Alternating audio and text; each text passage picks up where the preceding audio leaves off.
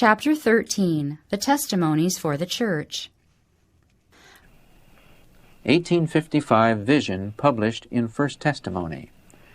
Compiler's note: the publication of the November 20, 1855 Vision and the May 27, 1856 Vision in 16-page pamphlets titled Testimony for the Church was initiated by eyewitnesses in the Battle Creek Church, as noted in each pamphlet. We, the undersigned, being eyewitnesses when the above vision was given, deem it highly necessary that it should be published for the benefit of the Church on account of the important truths and warnings which it contains. Signed, Joseph Bates, J. H. Wagoner, G. W. Amidon, M. E. Cornell, J. Hart, and Uriah Smith. Testimony for the Church, number 1, 1855, page 8. To the saints scattered abroad, the foregoing testimony was given in the presence of about 100 brethren and sisters assembled in the house of prayer, on whose minds it apparently made a deep impression. It has since been read before the church at Battle Creek, who gave their unanimous vote in favor of its publication for the benefit of the saints scattered abroad. Signed, Cyrenius Smith and J. P. Kellogg. Testimony for the Church, number 2, 1856 edition. November 20, 1855, while in prayer, the Spirit of the Lord came suddenly and powerfully upon me, and I was taken off in vision.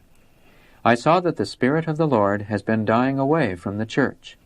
Testimonies, Volume 1, page 113. Sent out by the author without charge. I have sent out, post-paid, to brethren in different states about 150 copies of Testimony for the Church. It can be had by addressing me at Battle Creek, Michigan. I shall be happy to hear from those who may receive it. Those who would encourage the circulation of such matter can do so by assisting in its publication. Review and Herald, December 18, 1855. Condensation of first 10 testimony pamphlets republished in 1864.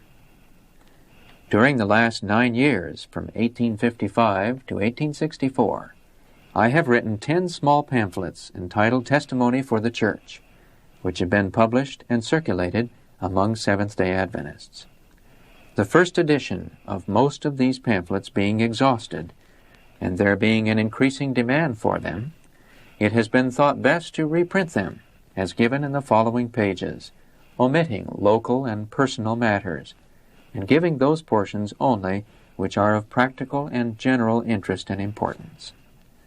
Most of Testimony number 4 may be found in the second volume of Spiritual Gifts, hence it is omitted in this volume. Compiler's note: by popular demand, the first 10 were reprinted in 1874, in full, in book form, together with a reprinting of numbers 11 through 20. Personal Testimonies published. Since the warning and instruction given in testimony for individual cases applied with equal force to many others who had not been specially pointed out in this manner, it seemed to me to be my duty to publish the personal testimonies for the benefit of the Church. I know of no better way to present my views of general dangers and errors, and the duty of all who love God and keep His commandments, than by giving these testimonies. Perhaps there is no more direct and forcible way of presenting what the Lord has shown me. In a vision given me June 12, 1868, I was shown that which fully justified my course in publishing personal testimonies. When the Lord singles out individual cases and specifies their wrongs, others who have not been shown in vision frequently take it for granted that they are right, or nearly so. If one is reproved for a special wrong, brethren and sisters should carefully examine themselves to see wherein they have failed, and wherein they have been guilty of the same sin. Testimonies, Volume 5, pages 658 and 659. Editing the published testimonies in 1884. Dear Brother Smith, I have today mailed you a letter, but information has been received from Battle Creek that the work upon testimonies is not accepted. Compiler's note: Reference is to the work being done in response to the General Conference Session Action of November 16, 1883. I wish to state some matters which you can do what you please with. These statements you have heard me make before, that I was shown years ago that we should not delay in publishing the important light given me because I could not prepare the matter perfectly. My husband was at times very sick, unable to give me the help that I should have had, and that he could have given me had he been in health.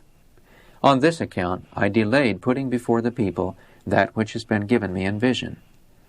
But I was shown that I should present before the people in the best manner possible the light received. Then, as I received greater light, and as I used the talent God has given me, I should have increased ability to use in writing and speaking.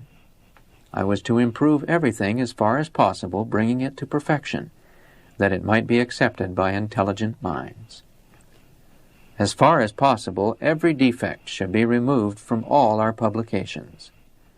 As the truth should unfold and become widespread, every care should be exercised to perfect the works published. I saw in regard to Brother Andrew's History of the Sabbath that he delayed the work too long. Other erroneous works were taking the field and blocking the way, so that minds would be prejudiced by the opposing elements. I saw that thus much would be lost.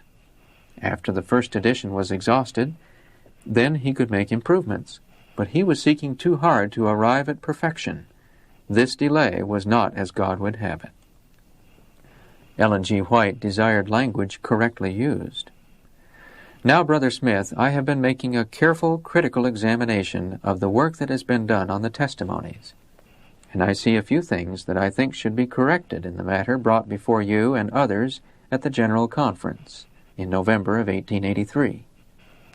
But as I examine the matter more carefully, I see less and less that is objectionable.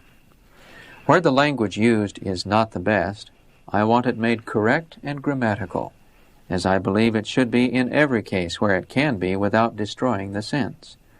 The work is delayed, which does not please me. My mind has been exercised upon the question of the testimonies that have been revised. We have looked them over more critically. I cannot see the matter as my brethren see it. I think the changes will improve the book. If our enemies handle it, let them do so. I think that anything that shall go forth will be criticized, twisted, turned, and boggled, but we are to go forward with a clear conscience, doing what we can, and leaving the result with God. We must not be long in delaying the work. Now, my brethren, what do you propose to do?